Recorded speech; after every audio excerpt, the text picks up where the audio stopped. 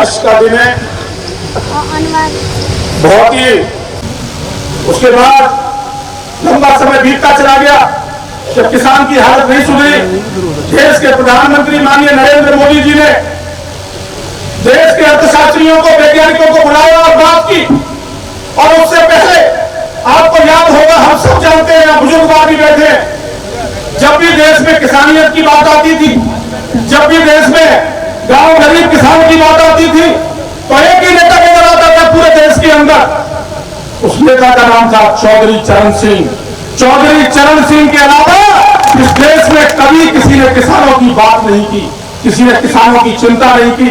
चौधरी चरण सिंह कहा करते थे कि देश की खुशहाली का रास्ता खेत में, और कैसे मेरे गांव का परिवार चल रहा है इसका चिंतन कभी कांग्रेस ने नहीं किया। कैसे मेरे गांव का मेरा किसान साथी अपने परिवार को चला रहा है, कभी चिंतन नहीं किया। मैं जानता हूं कि गांव में रहने वाला किसान, उसके खर्चे क्या है, मैं जानता हूं कि परिवार कैसे चल रहे हैं। मैं अपने घर परिवार की महिलाओं को धन्यवाद देना चाहता हूं, महिलाओं के सशक्तिकरण के बात पर भी, कि अगर मेरे गांव की परिवार की महिलाएं सवेरे जगने जल्दी से लेकर रात तक पशुपालन का काम नहीं करे, गाय और भैंस रखकर उनकी सानी देने से लेकर, उनको काटने से लेकर, उनकी चरी लाने से लेकर, उनके बिटोरा बनाने से लेकर, कंधे थापने से लेकर, गोबर को फिरकी खेत पर रखने से लेकर, अगर दूध धोने का काम नहीं करे तो मेरे घर नहीं चल सकते। मेरा अगर घर आज चल रहा है तो मेरी माता बहनों की वजह से चल रहा है, क्योंकि वो जो दूध पैदा होता है, किसी जमाने में वो दूध पैदा इसलिए किया जाता था जब अपने बच्चों को हम खिलाएंगे पिलाएंगे, लेकिन आज मजबूरी बन गई है किसान की कि वो दूध और दही और घी हम बेचने को मजबूर है। आज उसे बेचकर हम अपना परिवार चला रहे हैं, छोटे छोटे खर्चों को चला रहे हैं। इन छोटे खर्चों को चलाने की जब बात हुई, पहली बार हुआ साथियों 2014 में, जब देश के प्रधानमंत्री नरेंद्र मोदी बने, तो उन्होंने क्या अर्थशास्त्रियों को बुलाया, वैज्ञानिकों को बुलाया, उनसे बात की, कोई तरीका बताओ। तो 85 पैसे रास्ते में रह जाते हैं, 15 पैसे किसान पे या आम आदमी पे पहुंचते हैं। नरेंद्र मोदी जी ने फैसला किया, उस समय लोग मजाक उड़ा रहे थे, खाते खुल रहे हैं, किस लिए खाते खुलवाए जा रहे हैं। आज समझ में आता होगा खाते किस लिए खुलवाए जा रहे हैं। कभी भी कोई जरूरत होती है सरकार को देने की, तो सबसे पहले प्रधानमंत्री किसान सम्मान निधि देने का 6000 रुपए किसान के गरीब के खाते में डालने का काम किया, तो देश के प्रधानमंत्री नरेंद्र मोदी जी ने किया। फिर उन्होंने चिंता की कि इससे भी काम नहीं चले, किसान की हालत एक दिन में सुधरने वाली नहीं है, आप भी जानते हो, लेकिन नीयत होनी चाहिए, दिल के अंदर आग होनी चाहिए कि कैसे सुधरेगी। प्रधानमंत्री जी ने ये 3 विधेयक लेके आए हैं। कांग्रेस पार्टी के लोगों ने सोचा, आपको याद होगा, जो भी प्रधानमंत्री जी ने कहा है वो करके दिखाया, झूठी बात कभी नहीं की होगी। धारा 370 हटाने की बात की थी प्रधानमंत्री जी ने, तो धारा 370 को हटाने का काम किया। हम लोग सौभाग्यशाली है, लंबे समय से नारे लगाते रहते थे, रामलला हम आएंगे, मंदिर वहीं बनाएंगे। आज मंदिर का निर्माण भी अयोध्या के अंदर चल रहा है। नागरिकता संशोधन विधेयक पर तब भी ये सारे विधेयकों का विरोध कांग्रेस पार्टी ने किया, लेकिन देश की जनता पर कोई फर्क नहीं पड़ा। उनको लगा किसान नागरिकता संशोधन पर विरोध कर लिया, जनता पर कोई फर्क नहीं पड़ा, जनता फिर भी मोदी मोदी कर रही है। ऐसा करो, ये तो बड़े अच्छे विधेयक आ गए, इससे तो किसान की दशा सुधरेगी आने वाले समय में।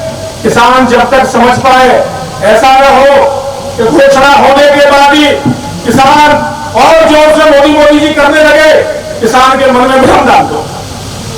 अच्छा जाजी बताओ, जितने एक आदमी बैठे कौन विधेयक पढ़ा होगा, तो एक आदमी किसानों के हित के लिए राहुल गांधी काहे बात समय पर पता जाते हैं, अपनी मम्मी के संग विदेश यात्रा में, देश में लाए, लोकसभा चल रही थी, खुद घूम रहे थे विदेश में।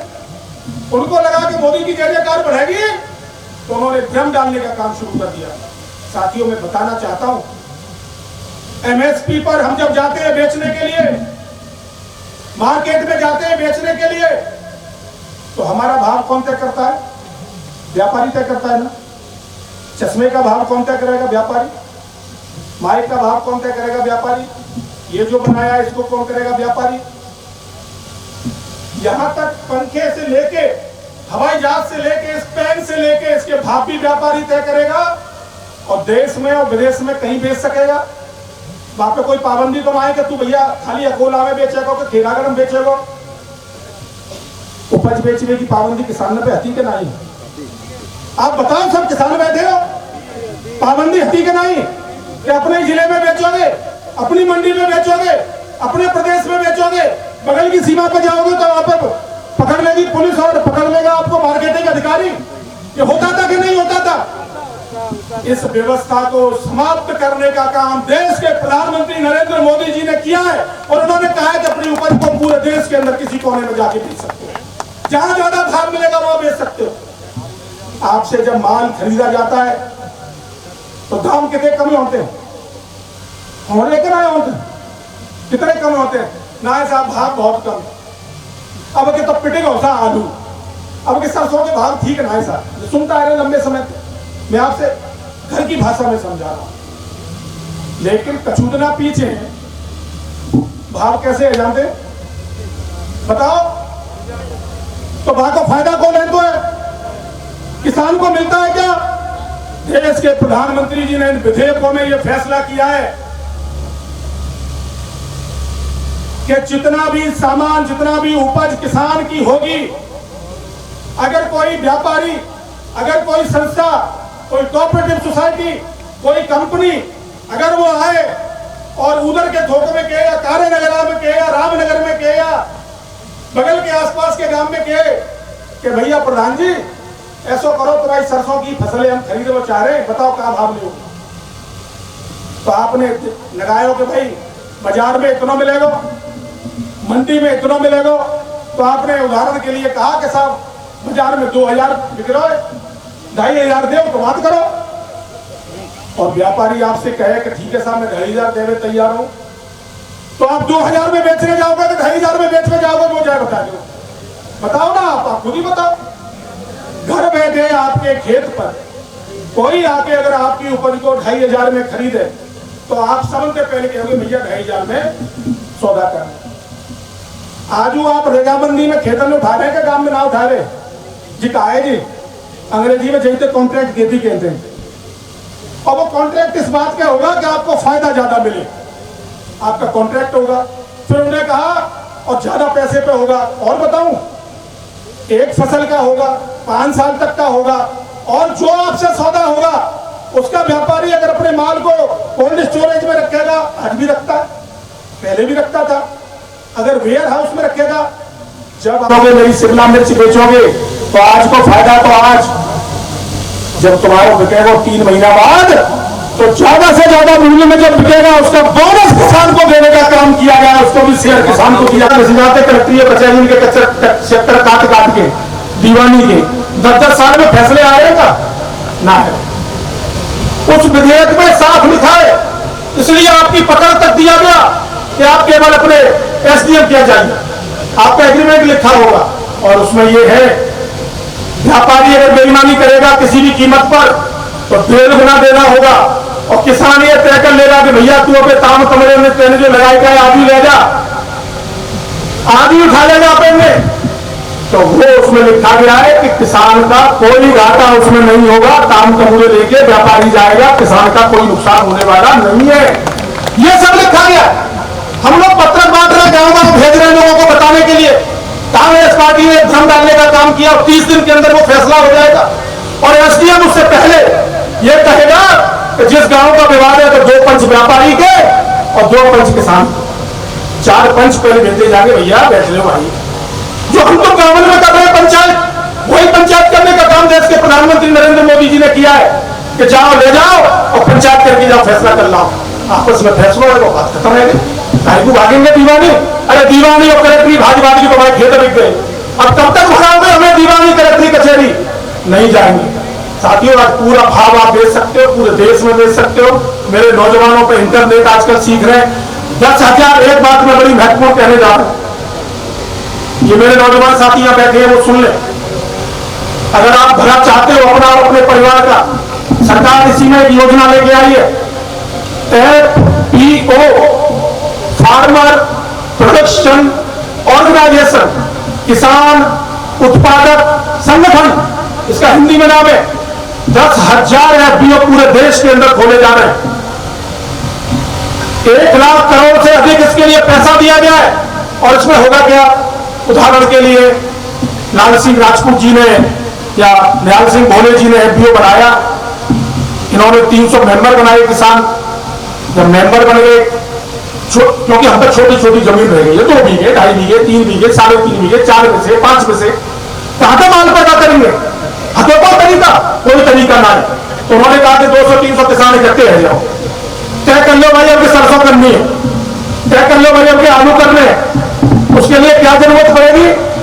कोल्ड स्टोरेज बनाना है, 300 किसान मिलकर कोल्ड स्टोरेज बना दो, 300 किसान मिलकर वेयर हाउस बना लो, 300 किसान मिलकर अनाज का भंडार करने की जगह बना लो और मिलकर बनाओ।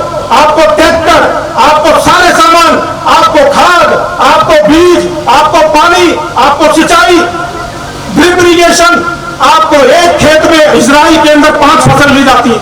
मेरे क्षेत्र के किसान को नहीं पता, 5 फसल एक ही खेत में एक ही बार में सोचा जा सकता है क्या? अगर ये योजना नहीं लाएंगे तो किसान कैसे आगे बढ़ेगा?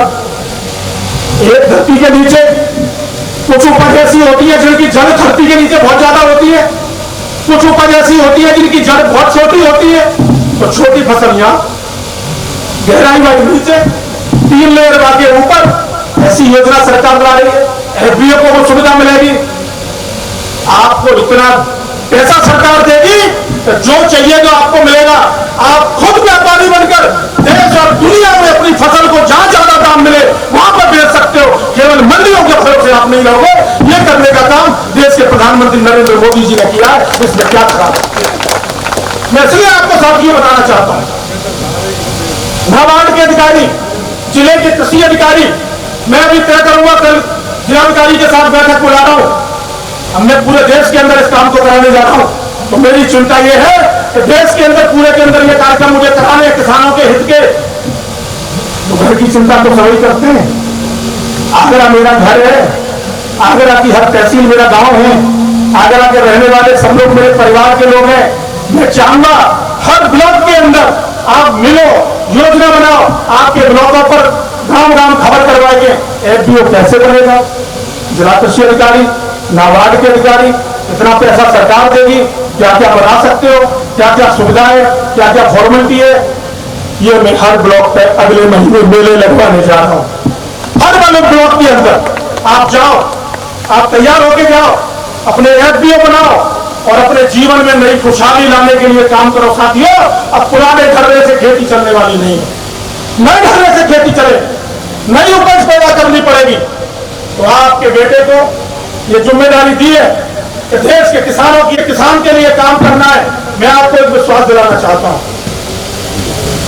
किसानियत मेरी रंग रंग में है, आप ही का खून हूं, किसान का खून मेरे अंदर दौड़ता है। और किसान मेरे देश का और मेरे क्षेत्र का आगे कैसे बढ़े, इसके लिए राजकुमार चार एक घंटा चलो उन्नति के रास्ते पे, दीवानी के रास्ते पे नहीं, चलो उन्नति के रास्ते पे, थाने के रास्ते पे नहीं, चलो उन्नति के रास्ते पे, तहसील के रास्ते पे नहीं, चलो उन्नति के रास्ते पे, आपस में झगड़े के रास्ते पे नहीं, चलो उन्नति के रास्ते पे। तो केवल चलो भाईचारे के साथ मिलकर चलो, बच्चों को आगे बढ़ाओ, मिलकर चलो, जुटकर चलो, ईर्ष्या मत करो, एक दूसरे को बढ़ाओ, एक दूसरे की मदद करो। आपस में हम भाई तो हैं, किसी भी जाति के होंगे, किसी भी वर्ग के होंगे, हम किसान ही तो हैं, हम गांव में रहने वाले हैं। बहुत दुनिया आगे बढ़ गई है, बहुत लोग आगे चले गए। मेरी हाथ जोड़ के प्रार्थना है आप सबसे, मैं हाथ जोड़ के प्रार्थना करना चाहता हूं और भीख मांगता हूं अपनी तरफ से, मैं आप सबसे उन्नति के रास्ते पे चलो। ये बर्बादी का रास्ता नहीं चाहिए, दीवानी का रास्ता नहीं चाहिए, थाने का रास्ता नहीं चाहिए, तहसील का रास्ता नहीं चाहिए, झगड़े का रास्ता नहीं चाहिए। मिलकर एक होकर चलो, आपस में मिलकर चलो। और मैं विश्वास दिलाना चाहता हूं, ये आपका बेटा, आपका खून, आपको एक दिन ऐसा लगेगा कि जो किसानों की समस्याएं थी, जो सपना चौधरी चरण सिंह जी ने देखा था, जो सपना महात्मा महेंद्र सिंह टिकैत ने देखा था, जो संघर्ष किए थे, उसका परिणाम आएगा और उस परिणाम को को लाने का काम देश के प्रधानमंत्री नरेंद्र मोदी करेंगे, हम सबके सामने करेंगे। इन्हीं शब्दों के साथ आप सबका बहुत बहुत आभार, उन्हें बहुत बहुत धन्यवाद। और एक बार उन्हें जिन्होंने स्टेडियम के लिए जमीन दी, जो स्टेडियम को जिन्होंने रजिस्ट्रियां कराने से लेके जो खर्चे किए, सब लोगों ने उनको भी धन्यवाद, गांव की प्रधान को धन्यवाद। और उन्हें आगरा के इस अकोला क्षेत्र में स्टेडियम देने के लिए, योगी आदित्यनाथ जी से लाने के लिए क्षेत्र की विधायिका हेमलता दिवाकर जी का पुनः बारंबार धन्यवाद, बहुत बहुत धन्यवाद। राम राम साहब।